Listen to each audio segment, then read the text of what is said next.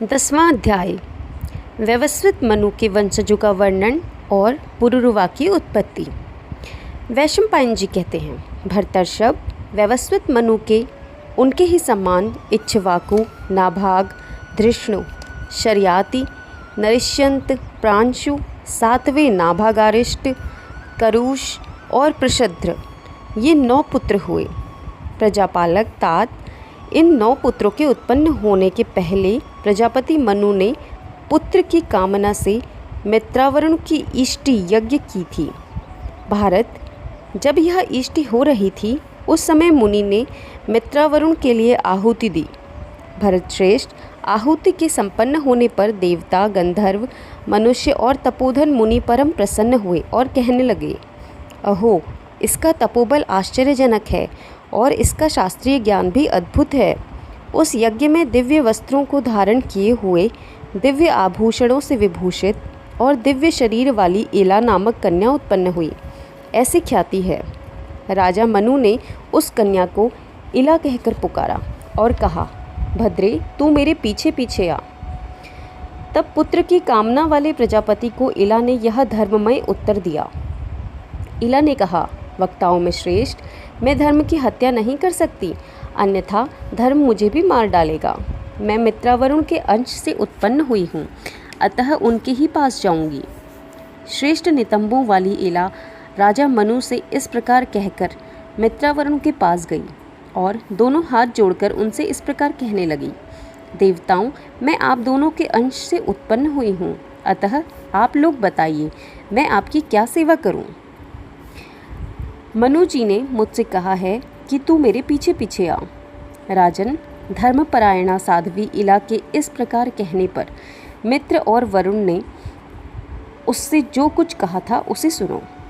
सुंदर कटिभाग वाली सुंदरी, तेरे इस धर्म, विनय, इंद्रिय संयम और सत्य से हम दोनों तुम पर बहुत प्रसन्न हैं।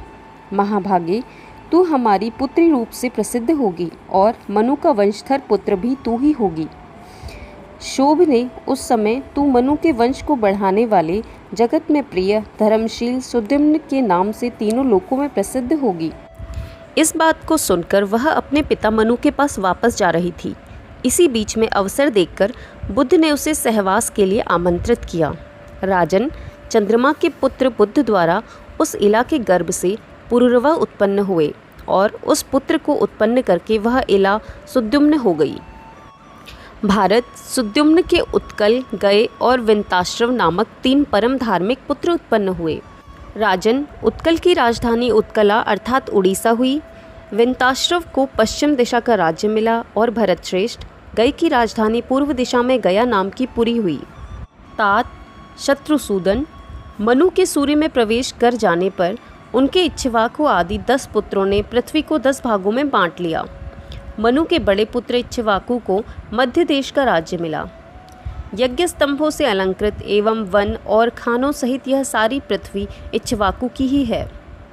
सुद्युम्न कन्या भाव के कारण इस सौभाग्यपूर्ण पद को न पा सके, परंतु कुरुद्रुह वशिष्ठ जी के वचन से महात्मा धर्मराज सुद्युम्न को भी प्रतिष्ठानुपुर अर्थात झूसी, प्रयाग का राज्य मिल गया था।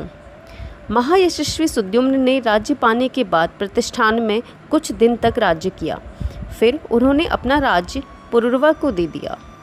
उत्कल के 3 पुत्र थे जो तीनों लोकों में प्रसिद्ध थे। उनके नाम थे धष्टक, अम्बरीश और दंड।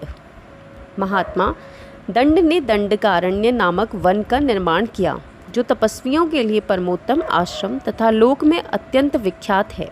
उसमें प्रवेश करते ही मनुष्य समस्त पापों से मुक्त हो जाता है। भरतवंशी महाराज सुद्युम्न ने कन्यावस्था में एल अर्थात पुरुरवा को और पुरुषावस्था में उत्कल आदि अन्य 3 पुत्रों को उत्पन्न करके स्वर्ग चले गए। वे सुद्युम्न स्त्री तथा पुरुष दोनों के ही लक्षणों से संयुक्त हुए थे। उन्होंने इला के रूप में रहने पर गर्भ धारण किया था और फिर ये ही पुरुषत्व प्राप्त होने पर सुद्युम्न नाम से प्रसिद्ध हो गए थे। भारत, मनु के पंचम पुत्र नरिष्यंत के पुत्र शक हुए और मनु के द्वितीय पुत्र नाभाग के पुत्र राजेश्वर अम्बरीश हुए। मनु के तृतीय पुत्र धृष्णु के धृतराष्ट्र नामक क्षत्रिय हुए। वे रण में ढीठ थे। मनु के 8वें पुत्र करुष से कारुष नाम वाले युद्ध दुर्मद क्षत्रिय हुए। यह हजारों क्षत्रियों का मंडल परम पराक्रमी था। मनु के 7वें पुत्र नाभागारिष्ट के क्षत्रिय पुत्र वैश्य हो गए थे। मनु के 6ठे पुत्र प्रांशु के एक पुत्र हुआ, वह शर्याति नाम से प्रसिद्ध था। मनु के 5वें पुत्र नरिश्यंत का पुत्र दंडधारी राजा दम हुआ। मनु के 4थे पुत्र शर्याति की 2 संतान उत्पन्न हुई। उनमें से एक तो पुत्र था जो आनर्त नाम से प्रसिद्ध हुआ और एक कन्या थी जिसका नाम सुकन्या था। वह चवन्य ऋषि की पत्नी हुई। आनर्त के रैव नाम का महाकांतिमान पुत्र हुआ। उसका राज्य आनर्त, जहाँ आज द्वारका है, देश में था और उसकी पूरी राजधानी का नाम कुशस्थली, आज की द्वारकापुरी था। रैव के पुत्र रैवत हुए। इन्हीं का दूसरा नाम कुकुदनी था। ये धार्मिक थे। रैव के 100 पुत्रों में ये सबसे ज्येष्ठ थे। कुशस्थली का राज्य पाने के अनंतर एक दिन ये अपनी कन्या के साथ ब्रह्मलोक में गए। वहाँ ब्रह्मा जी के समीप गंधर्वों का गीत सुनने लगे। राजन, संगीत सुनते सुनते ये 2 घड़ी वहाँ ठहरे रहे। इतने ही समय में मानवलोक में अनेक युग बीत गए। तत्पश्चात ये यादवों से घिरी हुई अपनी पुरी में आए। उस समय तक इनकी युवावस्था ज्यों की त्यों बनी हुई थी।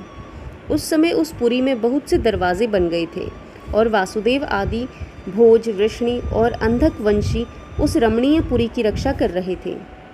यादवों ने उसका नाम बदलकर द्वारवती रख दिया था।